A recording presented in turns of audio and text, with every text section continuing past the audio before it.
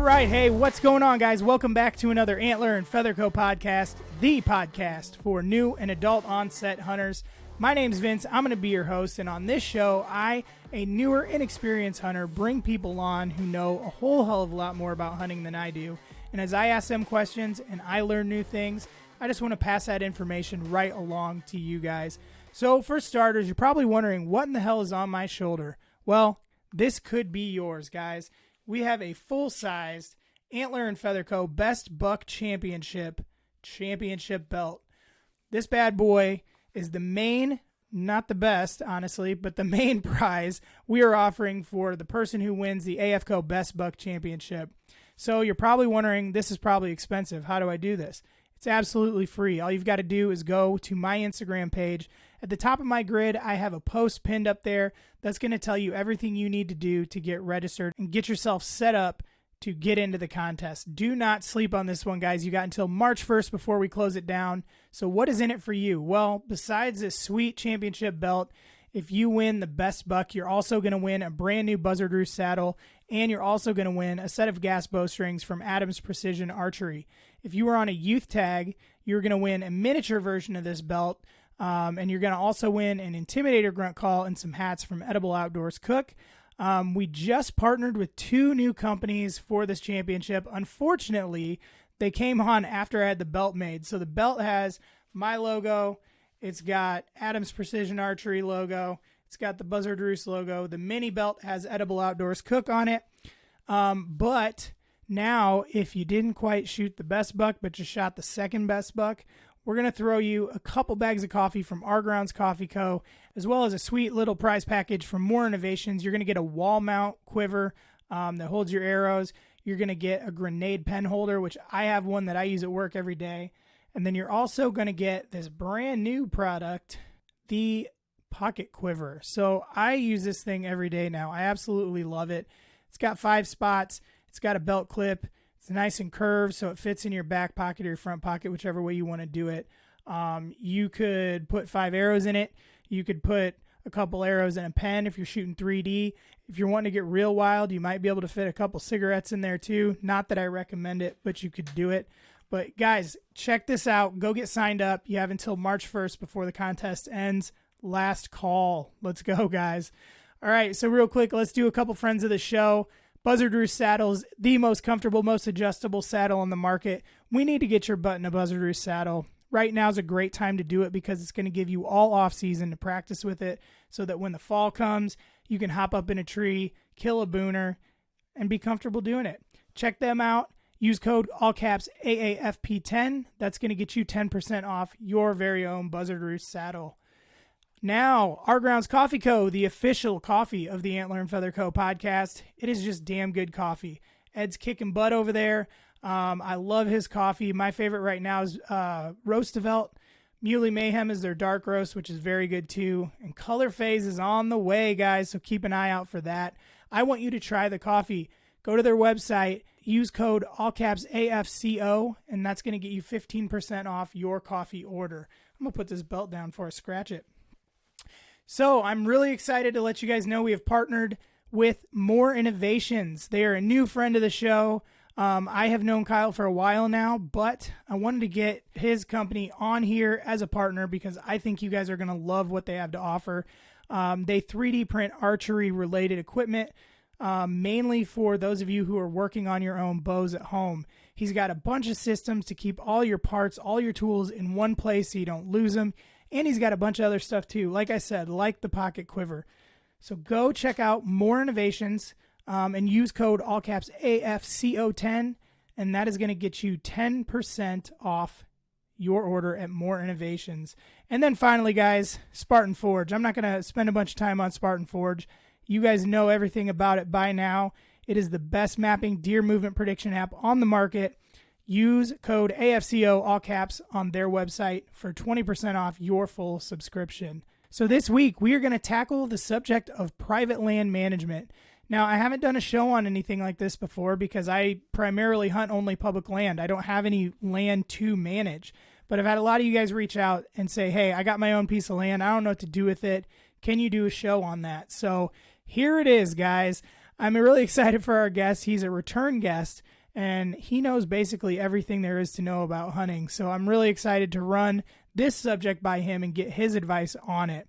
So let's not waste any time on this one, guys. Please help me welcome back to the show Dr. Grant Woods from Growing Deer TV. Dr. Woods, how are we doing today? Hey, man, thanks so much for having me back, and I look forward to visiting today. Yeah, absolutely. So as I told him in the intro, we're going to be talking about kind of private land management, and this is something I have zero knowledge in. So I'm really excited to kind of pick your brain on that. My hopes are someday God finds it fitting to make me a steward of my own private land. So hopefully this will come into play later. Until then, this is going to help a whole lot of people out. I've had a lot of requests for a show on this subject, so I'm really excited to do that.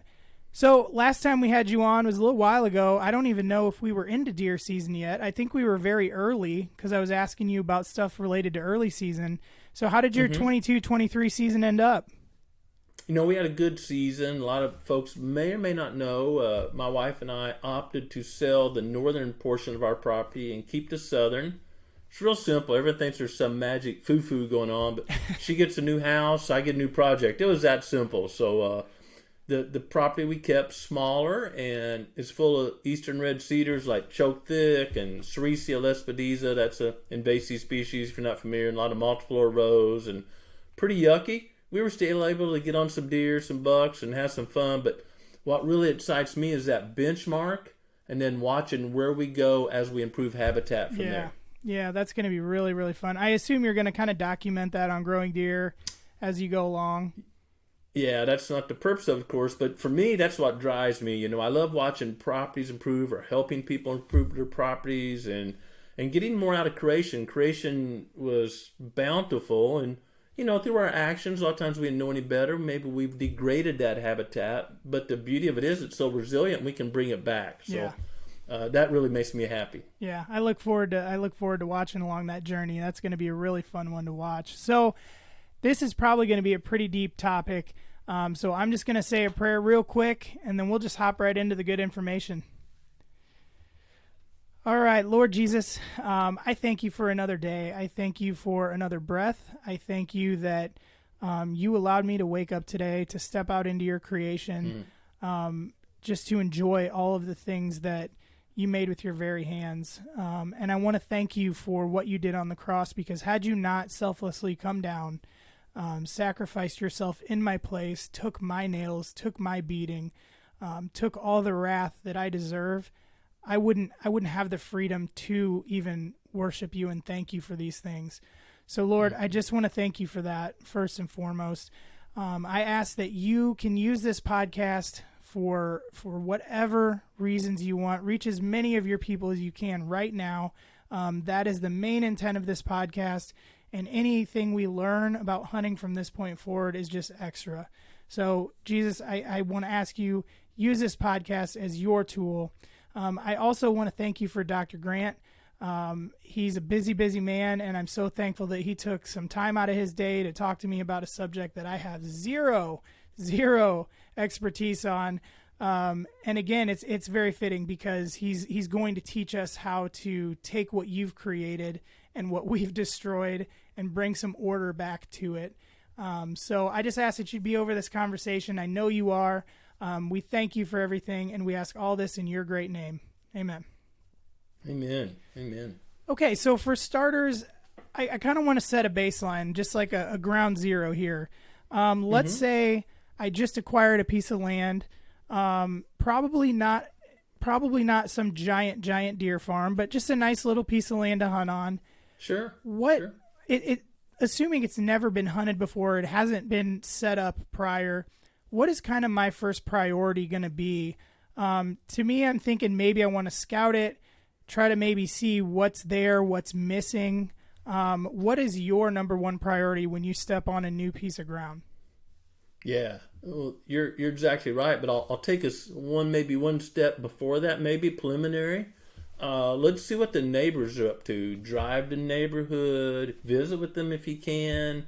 Of course, we all can use Hunt Stand, Google Earth, whatever, and zoom out and say, "Oh, that looks like a food plot or a pond," or look at all those blinds on that guy's property. That's just the magic of satellites anymore. So, understand a neighborhood on any size property. Whether I spoke with a gentleman in Dayton, Mississippi, had a very large property, like could fit about a whole bunch of my properties on there, and he's still worried about neighbors, right? Yeah. So deer, it seems they never center their home range in the center of a property. They're on your property 80% or 20% or 15% of the time. So knowing what the neighbors are doing is really step one. Then maybe you take an inventory of your property, and you can see, okay, in this neighborhood, let's say, there's not much open land. It's all closed campy forest, or boy, there's soybean fields everywhere. I need some cover. You can find what I like to call a limited resource. And I like to start at that level. Let's define the limited resource. Even before we talk about where we're putting it and everything, let's just define what's the limited resource. Because deer need food, water, and cover every day. They're going to go to those every day. And if there's cover everywhere or food everywhere, adding more, my chances are pretty slim they're going to select mine. Right. So I want to find that limited resource. That's a great point.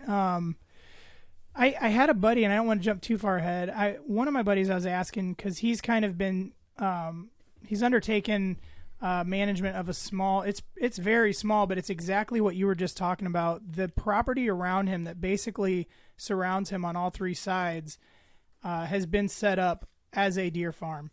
And he did exactly what you said. He, zoomed out, and he's like, wait, those things are planted a certain way. And he kind of started zooming in, and you can see the redneck blinds everywhere. You can see the ATV trails, all of that. One of the questions he asked that I was going to ask later, but it kind of fits right now. If you have a situation like that, like obviously it seems like when guys get their own land, they want to plant food plots, they want to put in water, watering holes, things like that. If you've got acres and acres and acres around you of food and great habitat, is it even worth you putting food plots on your small piece? What can he do to improve his place on that particular situation? Yeah, it certainly can be. Maybe time of year, although if they're food plots, not crop fields, they're probably, in hunting season or whatever.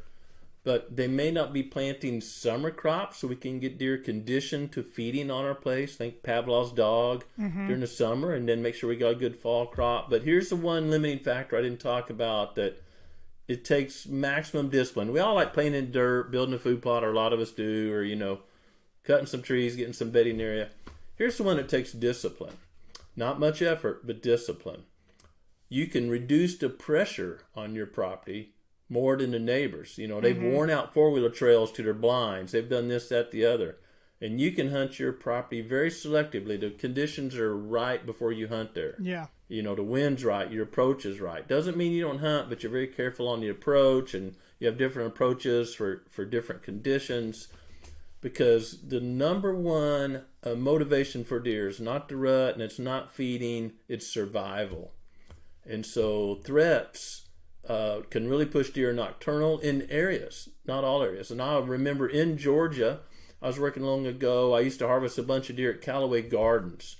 And on one side of the gardens, we were paid to do this, we weren't poaching or anything, trying to reduce the amount of mouths eating azaleas, to be honest. And there was an area right across the road that had pretty heavy hunting pressure on one side. And I happened to be scouting that line, just walking through there, just kind of putzing around one afternoon. And I watched deer cross this little, 2-lane county road, middle of nowhere. And you can tell, man, they're on alert. Not just like deer approaching the road. I mean, they're on alert. And they get about 30 yards in our property line. You can just physically see it. Really? It's going to go about their way, because at that time, there had been many deer harvested on Callaway Gardens, except for, I'm sure, occasional poacher or something like that. So deer can know that. And another thing, I'll go briefly on there. Years ago, my good friend Dr. Carl Miller, University of Georgia, just retired recently. Brilliant guy. Years ago, had some graduate students doing some work on deer. I think it was Dooley County, but in that one of those big counties before they allowed baiting.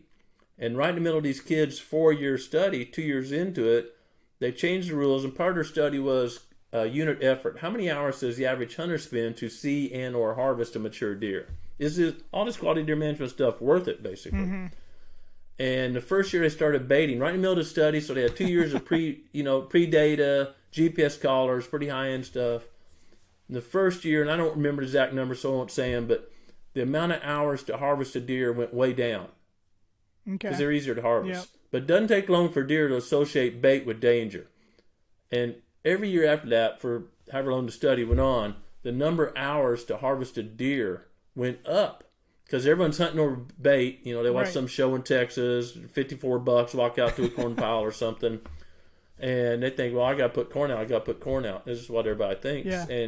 And deer associate that with danger once it's been hunted much. And why it works so well in South Texas, those are often very huge ranches with extremely minimal hunting pressure. Gotcha. So the deer don't associate those areas with danger. But in South Georgia or South Carolina, those places that have baited now for many years, allowed baiting for many years, you bet deer associate those with danger. And often the thing to do is not bait and have some food plots you don't hunt that much or travel corridors or whatever, and you'll see more daylight activity. We had talked about earlier, you talked about find those things that are missing on that property. I kind of would like to break down each one of those three that you had mentioned and maybe some solutions to that. So starting with like bedding, let's assume that your property just does not, for whatever reason, the bedding's just not suitable. Yeah. What types of things can you do to improve like a bedding area on your property? Yeah. So deer make a living basically 0 to 4 feet off the ground. So that's where cover needs to be. So if you're in a closed canopy forest again, pine or hardwoods, there's, those trees were created to absorb sunshine and actually put carbon in the soil. It's all about photosynthesis. So not much sun's making it to the soil. You're not growing bedding material. So we want it thick, 0 to 4 feet off the ground for deer, but not dog hair thick, not a clear cut where there's just a sapling every 6 inches. That's just uncomfortable for deer. They're going there, but they'd rather use something else. Yeah. So not a solid stand of switchgrass, because guys, that's so thick I can barely walk through it. But more of a mosaic of really thick, medium thick, and not as thick, all together, all side by side. And you're not planting this in strips. So the easiest way to create bedding in most areas, again, that's forested, is hack and squirt or harvest trees or hack and squirt. Terminate some trees somehow. If they're marketable, certainly harvest. Get some resources out of that to use on your deer project. Or if you're in the South, you may want to hack and squirt some sweet gums or a tree that's not very marketable and let that sun down. And then if you can pair that with prescribed fire, you will create awesome bedding cover. But bedding cover or, sanctuary cover is not just cover. And I illustrate this when I was a boy. I had beagle dogs, thicket behind our house. And I'd run those beagles in there a good bit. Well, that certainly wasn't cover. It was thick, right? You'd cut your legs on the briars walking in there, but beagles in there 2 or 3 times a week doesn't make good cover. So don't just think of cover. It needs to be a true sanctuary area for deer. Now, is that something, because I've also heard that you don't necessarily want the deer bedding on your property. You want them to come feed or want them to go through your property. So is bedding something that you would want, or does that kind of depend on the size of your property? Not necessarily size of property. Again, what's the limiting factor? I mean, if I can get deer bed during daylight, right? Yeah. They spend more hours bedded during daylight. I want the deer on my property during daylight. Yeah. They can go to neighbors at dark when they're hopefully not hunting. Right. So there's some advantages, but we've been incorporated 31 years as consultants or people to help other landowners, and every property, even in the same county, is unique because the neighborhood's somewhat unique. And so if your neighbor's just loaded up with cover, big old clear cut, they cut everything around you and they didn't replant it and it's just gnarly, 5 years into it's gnarly, then I want food. I can't compete with that. So it's what's missing in the neighborhood. I take that one step further. My first property my wife Trace and I purchased many years ago, we were blessed to get 13 acres from a buddy. 13 acres, man, I had it made, brother. And it was pretty much a closed canopy all around me, and I developed a 1 acre food plot. And we saw a lot of deer coming and going to that food plot because some of my neighbors were non-hunters. It was basically a sanctuary, right? Yeah. Even though it wasn't thick, it was a sanctuary, like a golf course or someplace you might think of like that, that are sanctuaries. So I didn't need to worry about cover. I needed food close to my border because there was no hunting pressure, so deer would reach me during daylight hours. Gotcha. So let's assume that the missing factor is food source. what kind of things are an easy first step? Obviously, if you're brand new to it, you're probably, don't have a tractor, don't have any of the crazy stuff that we're, you see like the Drurys out there, or, you guys, when you do your big food plots. What's a good starting place to get a food plot going? And like what kind of stuff is easy to grow right off the bat? Yeah, and so that varies a little bit latitude, right, north to south. Or Daniel, for those that don't know, works with me. He's flying out early tomorrow morning to go work in Texas in an area that gets about 25 inches of rain a year. You pull that baby up on satellite images, you're going, man, is there a deer in that county? I mean, there's just not much there, So depends on where you are. But in general, throughout much of the whitetails range, a couple of hints. I would rather start with a fall or, plant during a late summer food plot, because weeds are not going to be as much of a competition factor as if you start in the spring when everything's just wanting to grow like crazy. So, but you may be, you just got your land outside, you want to start this spring. You can simply clear an area. If there's not trees but it's weedy, you can use a weed eater or lawnmower, whatever, your kids, whatever you got access to, and clear that. But if there's grass competition there, just like mowing your yard, mowing or whatever is not going to terminate it. It's going to grow back. So you're probably going to have to use a herbicide. I'm not anti-herbicide. I kind of look at herbicide almost like a root canal. Gosh, I don't want to get one, but if I need one to keep from hurting the rest of the teeth, I want to be able to eat some venison, then I'll get one. Well, I don't just go, boy, I get to use herbicide today. Yeah. But it's just a tool, and if I need to use it, I'll follow the label, the instructions, and use it. So if you've got a lot of grass in an area that you're going to make a food plot, you're probably going to need a treatment of herbicide. And here's another hint. Some people mow it that are new to this. They mow it first, then use herbicide. Well, everyone's going to use glyphosate, and that works on leaf surface area. If it's just hitting a stem, not much is penetrating, so you don't want to mow it. Do it full. And then my favorite thing, if you mow it right then, you're going to put all this duff on the ground. You probably broadcast it, and I broadcast a lot of seed. It's hard for those seeds to, I talk with my hands if you can't tell, get through all that grass. So I'll treat it with a herbicide, get to the timber's edge, use a backpack blower, and just remove all the leaves and the timber around there. That's my fire break. And then you just use a really easy, gentle, prescribed fire. Make sure you have fire break, because Solomon wrote, couple things that are never satisfied, and one of them is fire. It's going to burn until it's out of fuel or it gets too wet. Yeah. There's no viable fuel. It's going to keep going. Your neighbors, wherever, it's just going until it's out of fuel. So, but safely use prescribed fire. That does a couple things. That instantly releases all the nutrients that are in those weeds, if you will, or grasses or forbs you didn't want growing there, and right there in the topsoil. Only thing that's going to volatilize is nitrogen. So you're not worried about that. And then you got a good seed bank. And then a real important step is, whatever you're planting, we'll talk about that in a second, don't just go broadcast when you're done. I mean, the ground's hot, it's black, sun may be shining. You're going to roast those seeds, man. You're going to be feeding the squirrels roasted peas or something. So wait as close as you can to right for a pretty good rain is forecast. It's much better to broadcast before rain, because those raindrops will help get the seed in contact with the soil, or maybe even splash a little dirt up on it. Versus right after, you've got moist soil, but the seed's not getting pushed into the soil. Right. And what to plant, let's start at the very elementary level. If you're starting in the spring or even early summer, buckwheat is a real simple crop that will grow in your pickup. Literally, if there's moisture in your bed, it will grow. It's not overly expensive, and deer like it. Now, buckwheat isn't overly nutritious. It's not bad. It's not good. It's kind of middle there, Cheerios or something. But it grows. I prefer blends, so if the conditions just aren't right for a buckwheat, but you've got buckwheat and some soybeans and some sun hemp, or a good blend, whatever it is, then something's probably going to work unless it's a total drought. And blends, you tell me if I'm getting too deep here, but God created plants to work together, literally. And I'll keep this pretty shallow, so to speak, but pardon me.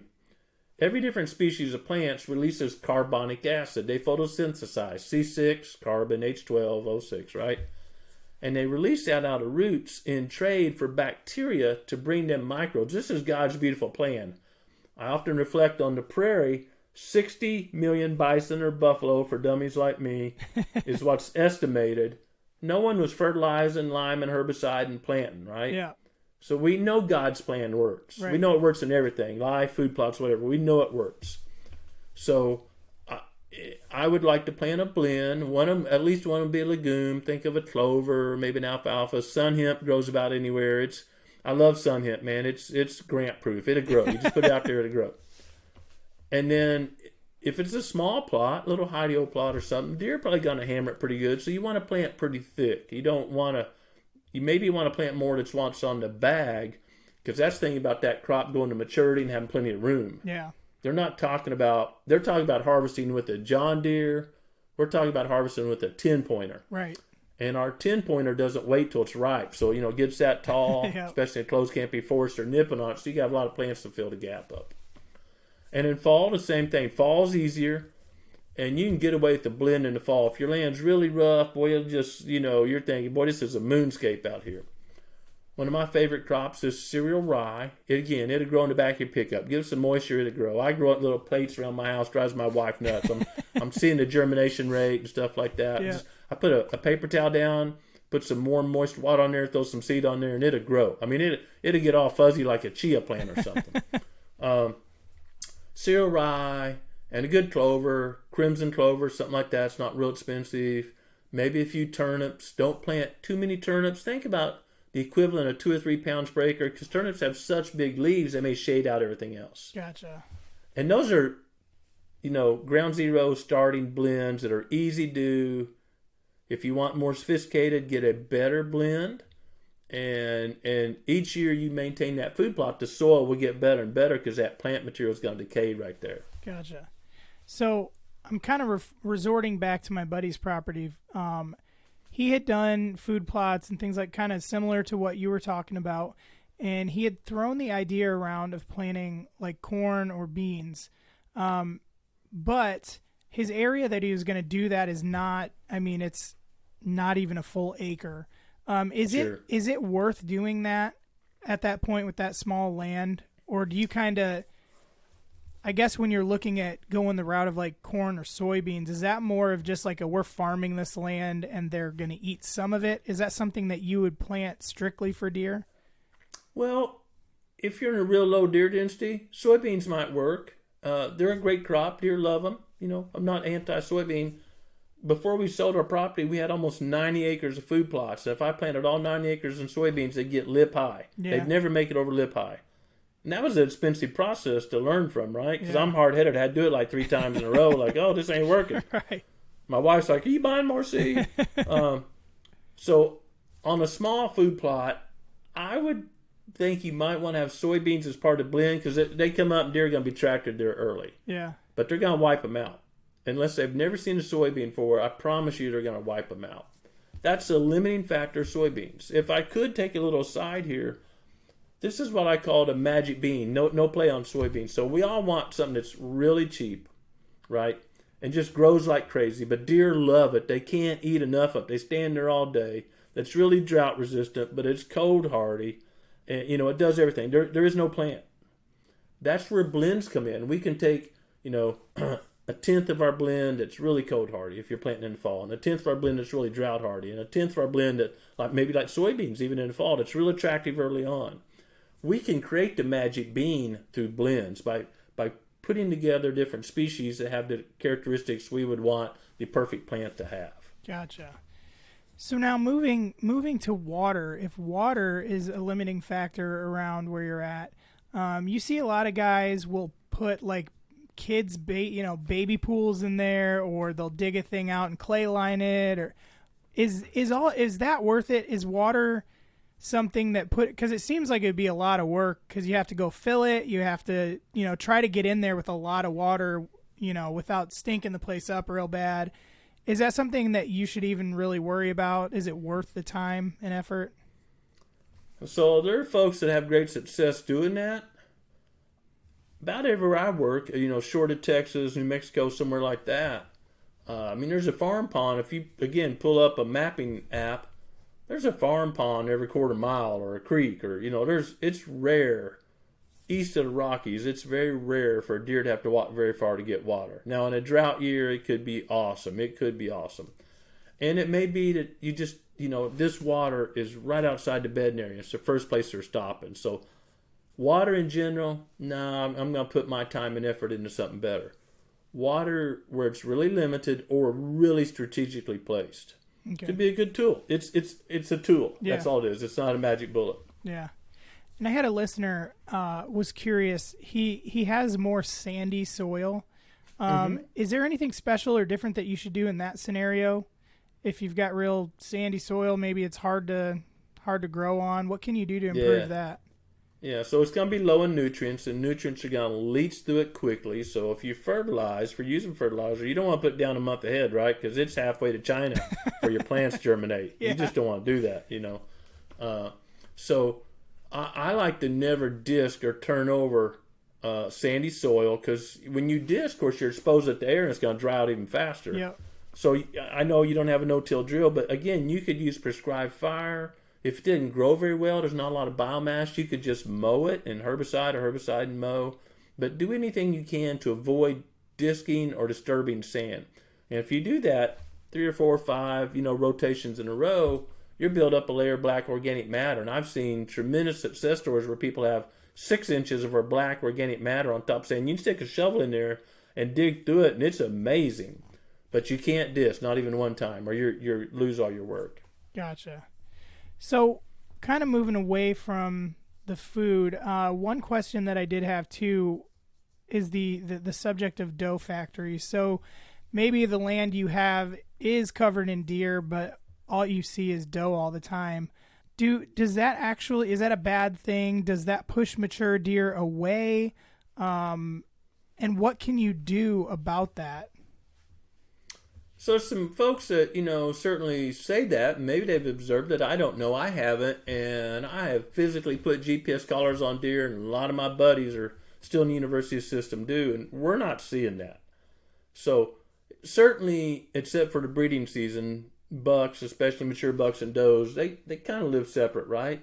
But that separation may be 50 yards or 100 yards across a bedding area. It's not like, I'm going over here 3 miles because there's a bunch of those pesky does over there. Yeah. I've never seen that on any GPS study. And during the rut, those populations come together. So I would be more concerned about having a quote-unquote doe factory if they're eating me out of house and home. I can't grow enough groceries.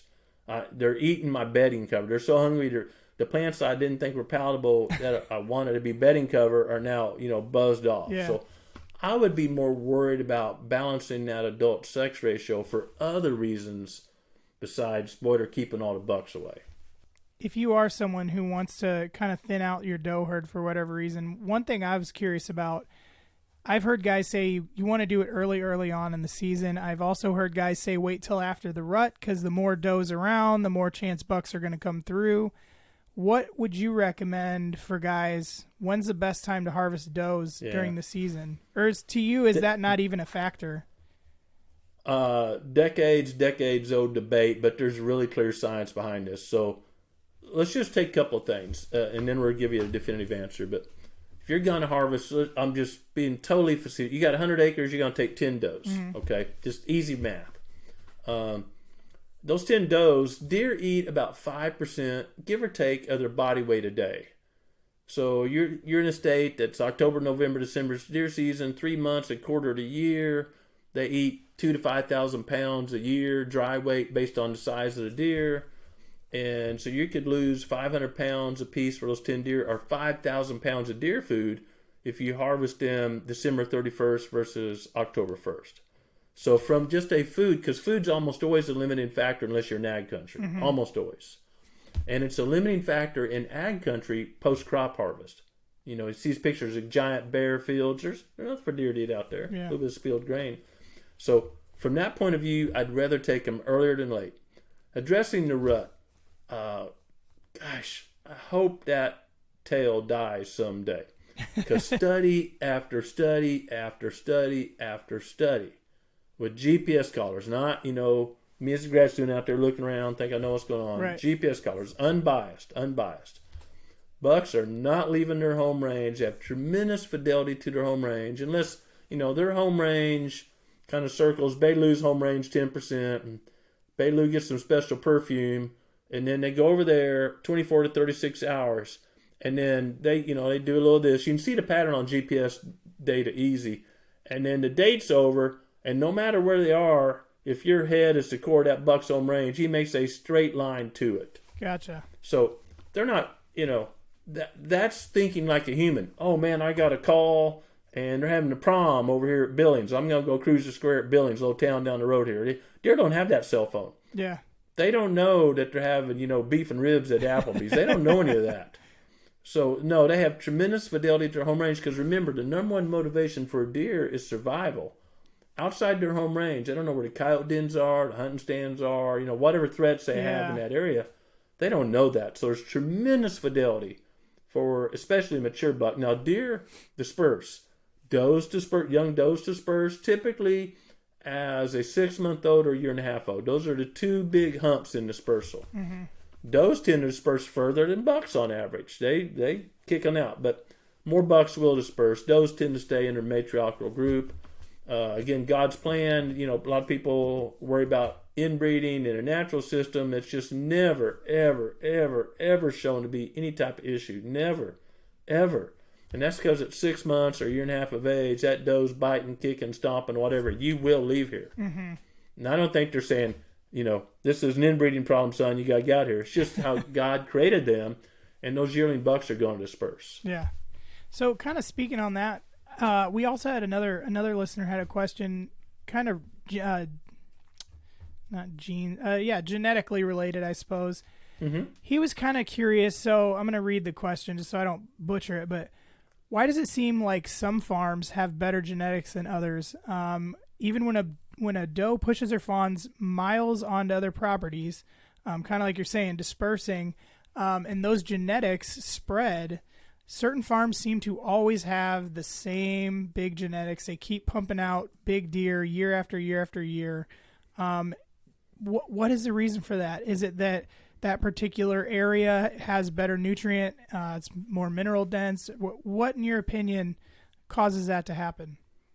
I'm going to rabbit trail you again, reflect just a moment. I'll keep it real short. But years ago, I don't know, 3 decades ago or so, I was just out of grad school or still in grad school, and Texas A&M was got a conference on whitetail deer genetics. It was so long ago, I thought to go to a meeting, I had to wear a sport coat and a tie all the time. So glad I got out of that nonsense. Right. But anyway, so I fly down there, and Dr. Brown was the department head of wildlife at Texas A&M. Pretty powerful stuff at that time. And I'm setting up in the cheap seats, and they introduced Dr. Brown. He's the plenary or the big poo daddy speaker of that conference. And this is so long ago, he had slide carousels. So he's fussing around with his slides. Like, I got the legal pad out, and I'm like just on the edge of my chair, And he's, in hindsight, and I know Dr. Brown, I think he was kind of staging this up a little bit, but finally gets ready, and ladies and gentlemen, blah, blah, blah, and whips us first slide. The most important thing in whitetail deer genetics is nutrition. I'm thinking, well, yeah, deer's got a certain level of nutrition to express their potential, whatever. He kind of fusses with his paperwork, whatever. And the second most important thing that impacts the whitetail deer genetics, I'm like, here we go, buddy, this is it, and he flips the slide, nutrition. And a third thing was nutrition. And I have found that. And so I'll relate to Georgia and Missouri. In Missouri, I live down here in the Ozark Mountains. No one comes here trying to kill big deer, right? Yeah. They go to Branson, ride the water slides, whatever. They don't come here to kill big deer. And all the deer in northern Missouri, almost all the deer in northern Missouri, were restocked from a local public land, not 20 minutes from my house right here, and another an hour this way and an hour and a half that way or so. Little mountain deer got up there and all kind of good food, and all of a sudden their genetics changed. Well, of course their genes didn't change. Right. Or in Georgia, right when I was in grad school a little bit before I went to UGA, part of the time, all the big deer, all the record book deer come out of Piedmont of Georgia. You can look this up in the Boone and Crockett, Pope and Young record books. And that area was all soybeans, and then the government came in and started the pine plantation program because soybean prices were really low, so they paid farmers $100 an acre for 13 years to plant pines to help soybean farmers out. And that's why that whole belt from Virginia to East Texas is pine trees still to today. And all of a sudden, all the big bucks, after the pine trees got up and shaded out all the land, started coming from coastal or, lower plain Georgia where they irrigate crops. The genes didn't change, the nutrition changed. So it's a nutrition thing, folks. It's not a genetic thing. It is not. We grow pretty good deer here at the Proving Grounds. not boasting at all, blessed to grow and harvest really nice deer. But before we bought this place, the record in both Pope and Young or Boone and Crockett for 2 counties, my property happens to be split by county line, and counties are big in Missouri, was 131-inch deer. We grow deer significantly larger than that now because we've really worked to improve the native habitat and our food plots. Yeah. So what kind of things can you do to improve that then? I mean, because you're talking, obviously you can put in food plots, but what kind of things can you do to just make the actual habitat more nutritious? Yeah. Is that where we can go down the line of supplements and stuff too, and minerals, and when that might be helpful or not. But how can you just do it kind of organically? Yeah.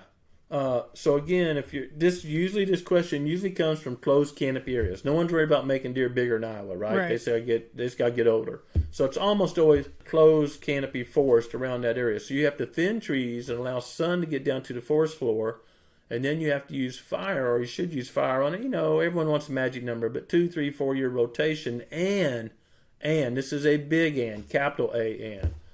Some of that fire needs to be a growing season fire, July, August, September, because if you burn every 3 years, dormant season, before spring green up, that's going to become a grass-dominated area. If you think about grass, you went outside right now, there's still some grass holding a seed head, right? All the forbs have dropped their seed. But grass still has some seeds on top, and you burn that area, in the late winter, well, it's a perfect seed bed for that grass seed, and that's what you're going to get. When you burn, late growing season, again, wherever you are, July, August, September, a lot of broadleafs, partridge pea, ragweed. Ragweed's a high-quality deer feed, very high quality, about the same as alfalfa, young ragweed. It's going to drop their seeds when you burn in, and you're switched from predominantly grass. You're still have grass, but predominantly grass, predominantly forage. So in timber country, thinning trees to about 60 basal feet per acre, if your mission's deer, not timber. And 60 basal feet simply means if we had 60 trees on an acre of land, they're all a foot diameter. That would be 60 basal. Okay. Or 30 trees that are 2 feet diameter. That'd be 60 basal. Okay. And the magic to that is either, 60 or 30 or whatever, fewer trees have bigger crown. You're still letting X amount of sunshine down. And it takes sunshine to grow groceries. You cannot grow deer food in a closed canopy forest. You may get an acorn drop once a year, and they're really low in protein, pretty high in carbohydrates, and we take protein to grow fawns and antlers. So we got to get sundown and forbs, broadleaf plants, forbs to grow big antlers. So one thing that you've brought up numerous times that I'm sure by now, I know I'm like, okay, I got to ask this. The importance of having burns. How, if you're brand new to it and you've never done it, how do you start with that? I assume it's not best practice to just run out there with a can of gasoline and a book of matches. What kind of things do you have to be aware of if you're going to undertake that? Well, yeah, that's a great question. And first off, there's laws that kind of vary state by state. Now, we're still Missouri, land of the free, home of the brave. And you can burn anytime you want. I call. Again, my county split by 2 properties. Both dispatch, law enforcement dispatches, both properties as a courtesy, both counties as a courtesy, say, hey, we're burning day. There's going to be some smoke. You probably get some calls, but it's okay unless I call you and tell you otherwise. Some states, you have to apply for a permit. It's a simple process. Almost every state now, even Pennsylvania, they're really slow to the game, offers prescribed fire training. Most of them are free. Some of them like $15, pay for lunch or whatever. So I suggest if you're new, the first thing to do is go to a training class or go with some of your buddies who also own land and are doing prescribed fire and get some hands-on experience. See it, smell it, be part of it. And then a real exciting thing that's happening all across America is what's called prescribed fire associations. And these are just neighbors that maybe don't have a lot of experience, and they get together and pool their resources, and because you're going to burn once or twice a year, so 10 guys get together and buy 3 drip torches and 2 backpack blowers, and hey, I'm going to burn this Saturday. Can I use them? And can you help me? Because I'll help you on your land. And it's a true co-op. No one's making any money. It's a true cooperative effort where you're sharing labor and tools and experience. And the people that started this are not making any money. They're losing money. They did it just to help people improve wildlife habitat throughout the Whitetails Range. It's a great program. Yeah. I would check that out. Prescribed Fire Burn Associations. I would Google that and maybe it fits in your area. Now, how long does that typically take for, let's just say, I mean, how big of an area are you burning at a time? I mean, is it like a week-long thing? We got to take vacation from work? Or No. We commonly burn 50 acres or more in a day with 3 or 4 of us. Oh, okay. So for the guy that's got 10 or 20 acres, he's probably by himself going to use he or she, a backpack blower, a hand rake or whatever, depending on what's there, and create a fire break. Fire break simply where there's no fuel. And, 6-7 feet wide, depending on how tall the fuel is, whatever. And then, hey, I'm going to burn this Saturday. I'll buy everybody lunch. Around here, we do this a lot. Hey, I'll meet you at Waffle House, or I'll meet you at whatever the local breakfast place is. And if you show up, I'll buy you breakfast. We go burn, and I'll cook some venison afterwards. That's, no money's changing hands, just buddies helping buddies. Right. And that's a big thing I'm seeing grow across America, which is an ideal thing, right? You're getting cooperation. You're building friendship. Food's always a thing that brings us together. There's a lot of good to that. Yeah, and that's one thing I've noticed with friends that don't have big land, and I don't know too many people that take on, having controlled burns. I think it's simply because it seems very intimidating. But I mean, it sounds like from what you've said, it's extremely beneficial for the habitat and for just everything. If you're gonna dive into making a deer property, it seems like it's something you really should be doing. So I would like to stop and make this point right now, because this bothers me a little bit. So when we ride through America, I don't care what state, anywhere except Alaska, you're not seeing what Daniel Boone saw or whoever the early explorer was in your area. And if you are not a reader, shame on you, but if you're not a reader, go to YouTube and just search on Daniel Boone's biography. It's only about an hour long. And Daniel was an awesome writer. He was an awesome writer. He couldn't spell like me, but he's an awesome writer. And his observations of when he crossed over and got into what he called Kentucky. There's a tree every 60, 80 yards. There was grass everywhere in Kentucky. Buffalo, elk everywhere. The game were not in closed canopy forests. And then here where I live, a guy named Schoolcroft was one of the first trappers, explorers that was little enough to keep a journal, just like Lewis and Clark. He made little notes every day. And he talks so much about fire. Because the Native Americans knew that, boy, I burn this off, it's going to be fresh, quote-unquote, grass next year, and the buffalo are going to come, or the elk are going to come.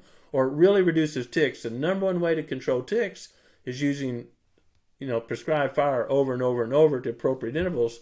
Because all animals, deer populations build up, we have better habitat. Horrible habitat, populations go down. Thick leaf litter, closed canopy forest that holds in humidity is ideal tick habitat. Mm-hmm. Those populations blow way up. Burn, take that leaf litter away, open up that canopy where some sun's getting down, because ticks have to have their exoskeleton moist. You desiccate it, they're dying. So we can make better habitat for deer and way worse habitat for ticks. Now, who doesn't want that recipe? Right. So if we're doing all that, what place do like minerals and supplements have? It seems like if you just do everything right and you're patient with it, you should be able to just kind of, like I said, organically make your habitat better without having to use supplements and all that. But what place do those have on your deer property? You're going to get a lot of hate mail. Oh, I've already had that. So if you have really diverse, good habitat, you've felled some trees if you need to, or you've done some prescribed fire, whatever it is, deer will eat the plant they need to get the minerals they want. Period. Whitetail are not migratory. And we're like the buffalo that Daniel Boone and others wrote about, going on these big traces. That's where the word trace comes from. So these big traces go to mineral licks in the spring, always in the spring, because that's when the grass flushes and greens up and there's a lot of moisture in there, and it takes salt to get that moisture out of their system, right? That salt relationship with the kidney. Whitetail deer weren't moving 100 miles to that big natural salt lick. There's other little smaller natural salt licks around, but they will eat plants that are naturally high in salt or magnesium or boron or molybdenum or whatever. They will, if those plants are available. If you're in a monoculture, fescue pasture or soybean field, you might be able to justify putting some minerals out, but there's been 2 major studies, one at Louisiana, and I can't think of the other big college that it was at, and both of them found no relationship with adding minerals and increasing antler size. Zero. So I used to put trophy rock out all over my place. Yeah. I've lived this life. And now I'm in a CWD zone, and that's banned. Yeah. And I'm growing better deer now than I ever have, and I haven't any minerals out in many years. Yeah. No supplemental feed. Supplemental feed is what I call, and others call too, rain in a bag. So you didn't rain enough for you to grow native vegetation or a food plot or whatever. So you pay someone else to grow it, harvest it, process it, sell it to a middleman. He puts a shiny bag and a deer on the front of the bag, and he sells it to Stuff Mart, and then you pay way too much for it. Yeah. So native vegetation, managed properly with some food plots, will grow all the deer you want. Yeah. So really, if you're doing everything that we've been talking about, it's not even something that should be on your radar at all. Save yourself some money. Yeah. So, when you feed, deer urinate, salivate, and defecate in the same relatively small area. If you're using a tube feeder, those are horrible, or a spin cast feed or whatever. And if, I have kids, if your kid goes to preschool or whatever, and little Sarah's got a snotty nose and she's playing fire truck, and then Johnny plays fire truck, he's probably going to have a snotty nose too. Yep. Same thing with deer. And everyone talks about CWD, but there's lungworm, liverworm, stomach worm, deer mange, mites, ticks, all these other things. So, and people say, well, cattle guys do it. Well, cow guys vaccinate their cattle. Wild free-range deer, it's illegal to vaccinate them, because what if you vaccinate it with a horrible chemical and Fred down the road kills it and eats it, feeds it to his kids? That would be horrible. Yeah. So deer are not vaccinated. They can't sticking their nose in a 4-inch circle where someone else just salivated time and time and time again. Sooner or later, someone's going to have a lungworm or something, and, just passing it on. Right. So moving on to a couple more of just the random questions some people were curious about. How can you create lanes? Like if you've got a food plot that you want them to go to, how can you go about creating lanes or trails and then getting those deer to actually hop on and start using those to get into your food plot, so you can kind of manage their movement a little bit better? So yes and no. I mean, you can. Mowing the lane through thick cover is great. Deer will, unless they're associated with danger, you hunt it too much or whatever, they're going to take the path of least resistance. But if you pressure it much at all, you get busted. Deer have memory. You get busted, they're taking an alternate route for a week or two or whatever. So be careful doing that. A better recipe, I think, is create really thick cover, good quality bedding cover, 0 to 4 feet tall, and put your food plot, depending on where you are, but 75 yards away, so they get there before dark. It's not that people can't find sign or figure out where deer are walking. They just figure out usually where they're walking at night. Mm-hmm. Or they hunt it so much, or they force them to use it at night, or they encourage them to use it at night. So something that's really become a big thing in what I do the last several years is develop my food sources very close to cover. And not just do that. When I'm laying this whole thing out, again, each property takes a unique plan to really maximize its potential. I'm thinking, how can I approach under different wind directions to get there? Yeah. Because it does no good to go through all this work. You got 5 acres of cover and a food plot and a tree stand or a blind. Man, you're right. And walking into it, your scent's just sweeping over the whole bedding area. So you need to think about what resources need. Deer are going to eat a minimum twice a day, and they're gonna seek cover. So you can get those really close, and you've really shrunk the need for a deer to go further, right? Yeah. Now you got to be able to approach that area without alerting them. Yeah. And that was another thing someone was asking is, how do you decide where's the optimal place to put, like, to hang your stand or your blind in relation to that food plot? They were kind of curious. Is it, I guess you kind of answered the right way to do it. Put that food plot within, X amount from their bedding and their cover.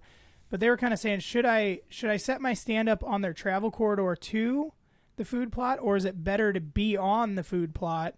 And if you are on the food plot, how close should you be to it? Where's the best place to put a stand? Obviously taking wind into consideration, things like that. But how far away should you be? I mean, if I've got a food plot really close to cover, I'll probably hunt the food plot, because if I get closer on that travel zone, I'm getting really close to cover. Mm-hmm. So I'm probably hunting the food plot, and now I have a destination. They may have 5 ways to get to the food plot, but they're going to the food plot. Mm-hmm. or the oak tree you're hunting or whatever it is. And I typically have, now, I love the freedom of being in a tree stand, but I also love being in my redneck blind, my window shut, because there's some scent linking, but not much. I have got away with murder sitting in a blind with the windows down. You may have your pants rolled up because you're sweating in there in the warm season. It's ugly. Don't film down below my knees, boys. I'll blind everyone. But you can get away with so much more. And it hides movement, all those things. There's a lot of advantages. If you're in a tree stand, I like to have it one layer back so the tree in front of me is kind of blocking some movement, or I don't want to be bald right out there on the front. Right. You know, because you're fussing around.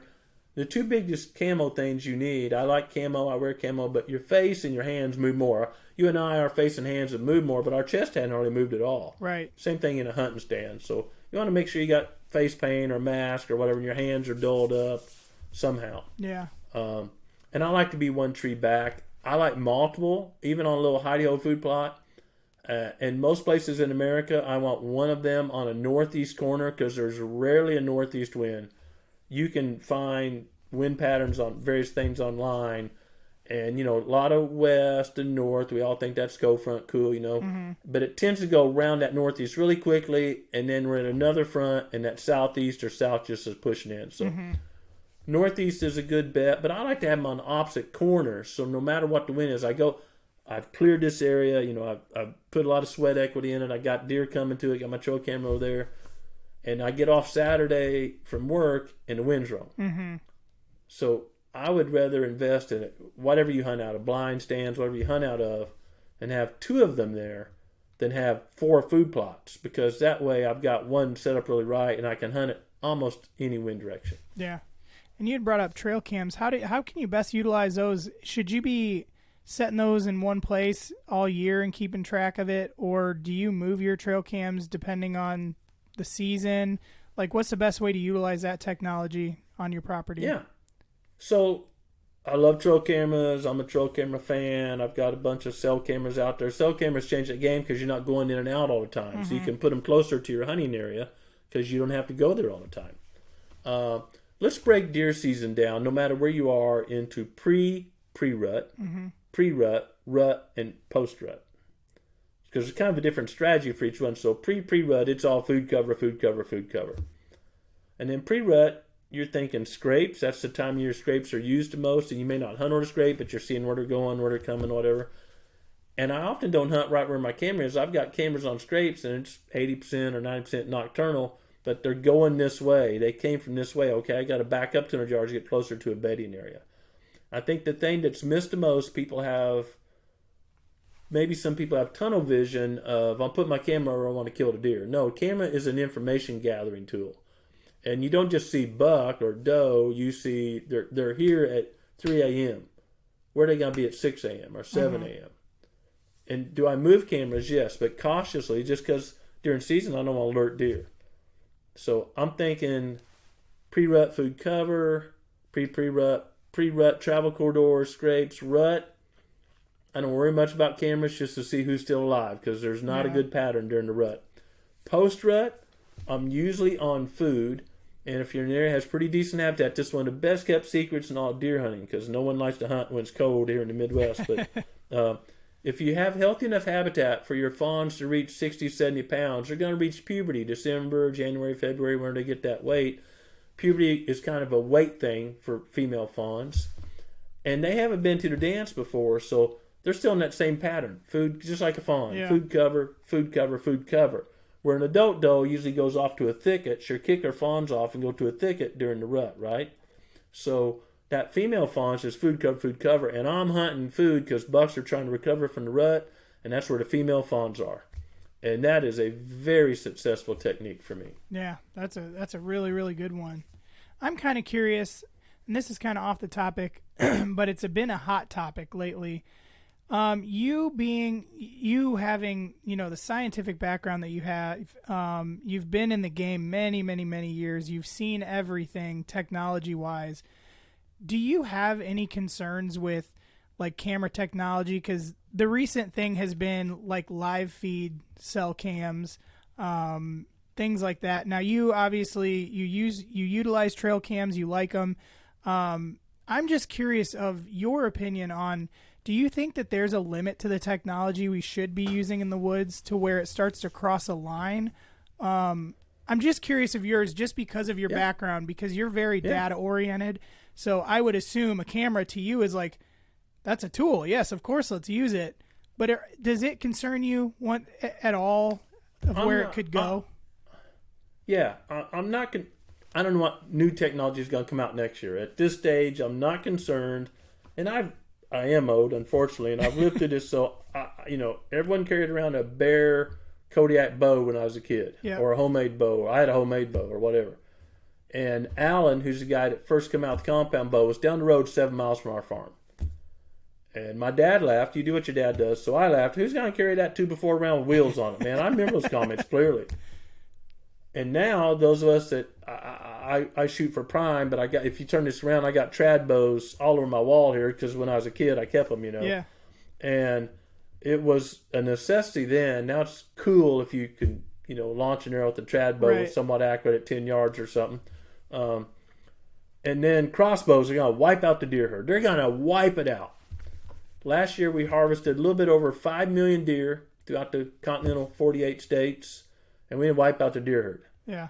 And there are way more vertical bows. No one will say crossbow anymore. Vertical bows, a vertical bow being this way, than horizontal bows. Mm-hmm. It's a crossbow. I'm not anti-crossbow. My dad used crossbow. My daughter comes from college sometimes practices crossbow. And we're not wiping out the deer herd. Cell cameras have been out a long time now. We're not killing any more big bucks than we used to. We are because people are passing them up, but they're not like patterning them because you still got to get in there. You still have the discipline not to alert them before you go hunting. You still have to hunt. Yeah. When we get to something where we don't have to hunt, we're totally reliant on technology, then I'll be concerned. Yeah. We haven't got there yet. I have cell cameras over my property, and I'll tell you this, and I'm in the Ozark Mountains, hill country. I can go out to Kansas, western Kansas, where it's all cropland, a little CRP, and a creek bottom, and I look like a hero in western Kansas, man. I look like I know how to hunt.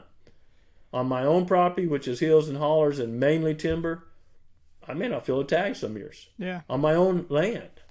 So I'm not as worried about technology is, improving the habitat or captive deer and small facilities. To me, I'm not opening up that can of worms, but that's not ethical to me. That's not something I want to do. Right. Yeah, it's been real. For some reason, it seems like cell cameras were like pretty well accepted. I mean, I don't have a problem with trail cams at all. I just don't run them because on public land they're going to get stolen.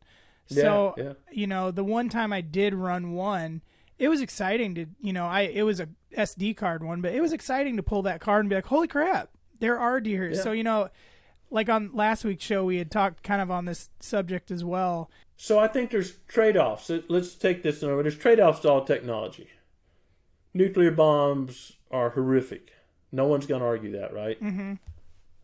Nuclear power is really cheap when used appropriately and pollution-free. Yeah. Nuclear medicine saves a lot of lives. Which one are we talking about when we say nuclear is bad? Right. Trail cameras have taught people to pass up bucks because they see, they get older, they get bigger. We preached that for decades, but it's when trail cameras really started rolling that people realize those pointy head biologists, they're telling the truth. If they get older, they get bigger. Yeah. And you see, there's not black panthers behind every tree. Yeah. There's not many Sasquatches out there, folks. There's millions and millions of trail cameras, and unless the picture's really blurry and off to the side, and you're not seeing many Sasquatches out there. Yeah. You're not seeing many of them. Yeah. So I think at this stage, the educational benefit far outweighs any negative aspect. There's probably some negatives, but any negative aspect, I think, is grossly outweighed by the positive benefits of education. Yeah, and it's like you also said, my guest last week brought up the point as well. You can have as many pictures as you want. You could know the deer is literally standing under this particular tree right now. You've still got to go in there and get to him without alerting him, and that's the one thing. Like we were talking about, everything gets polarized to like, oh my gosh, you've got video of it now. One particular person was saying, now I can I know where he's at. I can grab my camo and I'm running out there and I can just go kill him. There's no fair chase to it. It's funny because that seems like, yeah, you could. This must really be a scary, dangerous thing until you logically think about, okay, show me how you're going to grab your camo, run out there. Somehow the deer's nose is out of play all of a sudden. The deer's, eyes checking your movement as you're trying to sneak in there is out of play. But yeah, I was just kind of curious on what your philosophy on that would have been. I think the simple thing is how many people live where their cell cameras are. I do, but not many people do. Yeah. Mark Drury doesn't. I mean, I know all these people, right? Yeah. They don't live where a cell camera is. So you're not going to – there are a few people that have the opportunity to run out there and get in front of that deer. Yeah. And then very few people are skilled enough to do it without alerting the deer, because you may alert 3 deer on the way to that deer, and they run ahead and alert that deer. That's a great point too. Yeah. So just to close out, because I'm curious, because I am much more into turkey hunting. You got any turkey plans this year? Are you a big turkey hunter? Woo! Man, yeah, big time. So South Carolina, Alabama, of course, you're at the Proving Grounds. I got an invite, a couple other states that I'm working on schedules right now. Mm-hmm. I love turkey hunting. It's very interactive. Yep. Turkey management's a whole nother, podcast. We're blessed to have a lot of turkeys here at the Proving Grounds. A lot. We have good habitat, and we kill a lot of predators. Yeah. And there's no magic recipe to turkeys, right? You need brooding and nesting habitat, and you can't have a predator every 10 acres. Yeah. That's one thing I've really liked I've noticed on Growing Deer on Instagram a lot lately has been your predator control and showing people how to trap and showing people things like that. And it's encouraging because I feel like this generation of hunters, no matter what your age is, it seems like it's getting really popular to pay attention to predators again and to take care of that, because for a long time when I first got in a couple years ago, it seemed like nobody really did it a whole lot, and turkey populations are going down. What's going on? How can we fix it? Is it habitat? Is it this? And I kept hearing it's predator control. You have to take out your coyotes. You got to take out your nest robbers. And then it's cool to see like people are really trying to make an effort for that right now.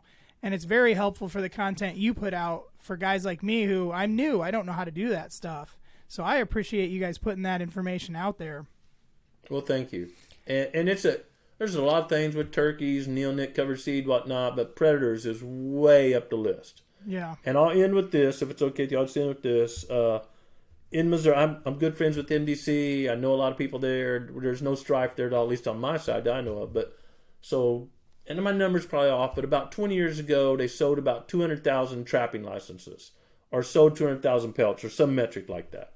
And that same metric last year was 6,000. Really? Well, how many more coons are out there? And that's true state. There's no money in trapping right now. There's no money in coons. You can't even sell them. Yeah. So state after state after state have data from the own State Department showing these raccoon populations just skyrocketing. Well, they're tremendous nest predators.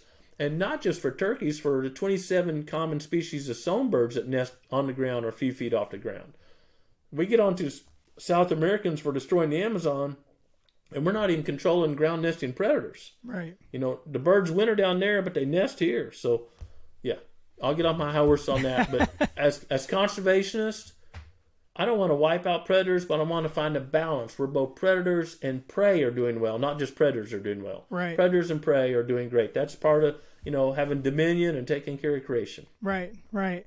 Well, hey, we'll end with that. I think when you go out on turkey-related stuff, that's always a good time. So good luck this year with that. I obviously had a blast talking to you again. I thank you so much for coming on and telling us some answers that hopefully a lot of the guys out there, I think we got a lot of their questions answered. And yeah, like I said, if I ever get to the point where I've got private land of my own, I kind of have a little bit of a heads up on that. So let's let everyone know, where can they find you and Growing Deer TV online? Yeah, I think you just search on Growing Deer, you'll find us. YouTube, Instagram, Facebook, all the common stuff. Just search on Growing Deer, you'll find us. Awesome. Yeah, and make sure you guys do that, because Growing Deer is putting out a wide array of really good information, both not just for beginners, guys who have been hunting forever and ever, there's always something great out there that you can learn from them. So go check them out. Go follow them on Instagram right now. Also, make sure you guys are following us. You can find us at Antler&FeatherCo. We're on Instagram, YouTube, Facebook. We're over on Twitter. That gets all the leftovers from Instagram. So if you guys found value in this show, if you feel like you learned something new, if you got something new in your hunting arsenal that you can take out into the woods with you, please like, subscribe, share, rate, and review. Because when you guys do that, that allows me to keep bringing great guests on like we had today. And guys, when that happens, that's ultimately going to make you more deadly in the woods. So we're going to catch up with you guys next week. This is the Antler&FeatherCo Podcast.